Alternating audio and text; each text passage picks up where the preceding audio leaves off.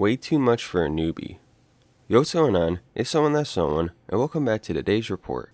Today's report is coming from J. Edward off Irrawood, When This Happened, 1999, the drugs used, dextromethorphan, at a dose of 700 milligrams, the route administration, orally, gender, male, weight, 200 pounds, for his prior experience, this is his first time on DXM, and the setting, at a friend's house.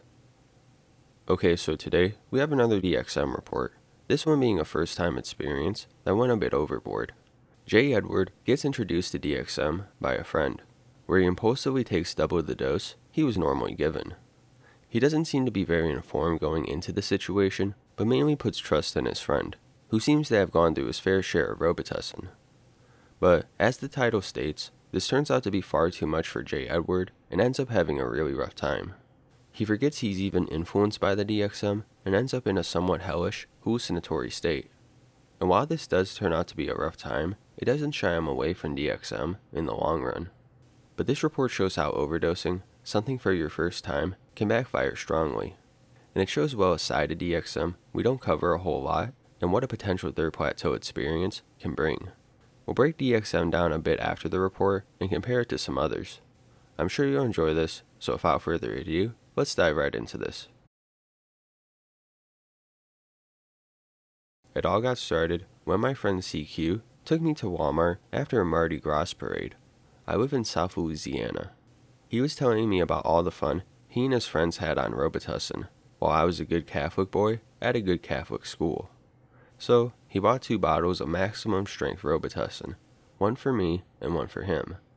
When we got home, he found that he couldn't choke down his bottle. He had done so much that now the smell made him vomit. Jokingly, he handed me his bottle, saying, "You drink it." I had already slammed down mine, so I drank his before he could stop me. He looked at me for a long moment, then said, and I quote, "Oh dear, well, now you're in for it." We went back to his bedroom, and he told me to lie down and relax. I did. This was about the same time I discovered The Cure, and I asked him to put their pornography album on. The first hint of a trip was an apparent slowing of the world around me. Then CQ, in a brilliant move, announced that he was tired and turned off the light, leaving me awaiting a trip I was totally unprepared for, in the dark, with this hideously evil music playing ad infinitum, as he had put it on repeat. Eventually, I became extremely paranoid, and the room seemed to become quite hot. I was convinced that the devil himself was there, in the room. I did not think, "Oh, I'm on drugs," or anything like that. To me, it really and truly appeared that Satan was there with me. The room seemed awash in a hellish glow, which can probably be partially attributed to my pupils dilating to the extreme. I went on like this for the entire night, from about 2 a.m. till 7 a.m., and when CQ awoke, he said I was pale and sweating profusely and gripping the bed sheets for dear life. I actually remember very little from the actual trip. I only remember the feeling that there was a tremendously evil presence there with me, and that the room was extremely hot. I'm no mystic. I am certain that these effects were due to the combination of the music, the darkness, and, of course, the 700 milligrams of DXM coursing through me, and not some actual demonic presence. However, it was still the most terrifying experience of my life, and one I will never attempt to repeat. I have done DXM since, mostly in smaller, 200 to 400 milligram doses, and in more positive settings. We, CQ and I, sometimes with other friends, mostly take it and go into the world to confuse and frighten the insulated residents of our small town. Okay, somewhat short, but an interesting report nonetheless. As we can see from this experience, recreational dextromethorphan usage has been going on for quite some time, over 20 years. But let's break down some of the basics of DXM, as we haven't in some time now. But DXM is a well-known dissociative substance that's been available over the counter, most notably under the brand name of Robitussin.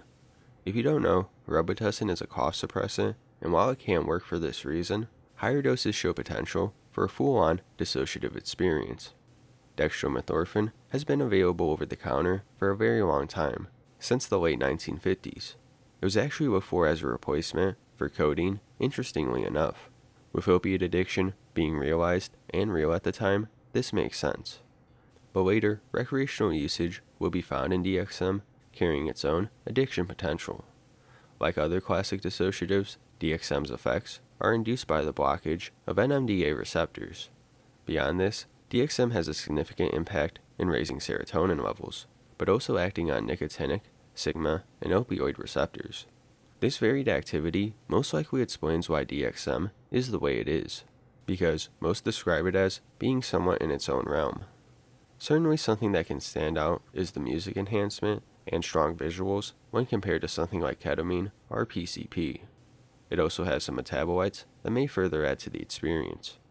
DXM is definitely a substance you want to be careful with when it comes to combinations because of this varied activity. But as for the actual experience, it can feel different in many ways. Firstly, what is probably going to be the biggest factor is the dose. DXM is described as being broken into 4 different plateaus based on dosage. Lower doses tend to be more recreational, while higher doses tend to be more spiritual and trip-like. Personally, lower doses can remind me of a mix of cannabis, alcohol, and MDMA, while higher doses carry these qualities, but it turns more psychedelic and potentially novel. The lower doses can more so just feel like a high. Your body weight will also determine what plateau you end up in. And with today's report, Jay Edward would have landed himself in a solid 3rd plateau with 700 milligrams. Now there can be some strong physical discomfort that comes with ingesting a shit ton of cough suppressant, and some effects do seem to be present here, such as the increase in body temperature, but mostly, this experience seems to have been driven forward mainly by Jay Edward's mind. The belief that he was under Satan's grasp was probably really overwhelming at the time, and while rare, vivid hellish experiences have been reported before with DXM usage. I want to bring up a couple reports to compare. The first one I want to bring up is a report called My First Encounter with DXM by Alexander, where he took 400 milligrams. While this was a 2nd plateau experience, it didn't lack at all in vividness. Alexander also experiences some discomforting physical effects, but when he gets immersed into the experience, he notes getting pulled into a void or another world, with things becoming much darker. He felt like he entered the Matrix and experienced many different themes from the movie actually, making the whole thing very alien-like and dark. It made him feel like he lost his humanness, which I can definitely see a relation of how this rough experience is similar to today's report. The other report I want to bring up is a more recent one, Nether Dimension by Nathan, where he too did 700 milligrams. He too notes that things became darker coming up, but this report highlights how bad the physical effects can be for some. It's almost as if Nathan experienced an allergic reaction, but I too have experienced this with DXM, but later he broke out in hives all over his body with intense itchiness. He too ended up sweating really badly with an increase in heart rate. And with the visual effects becoming stronger, like double vision and lagging, it just made for a really difficult time. He notes he felt like he was dying and really lost the sense of himself through this experience. Again, somewhat similar to today's report. But we're going to end it there for today. If you guys did enjoy this report on DXM, you want to hear more on DXM or other dissociatives or any substance at all, let me know in the comments below and we'll do that. If you have your own report you want to see me read, send it into knowinsubmitreport@gmail.com or follow the link below.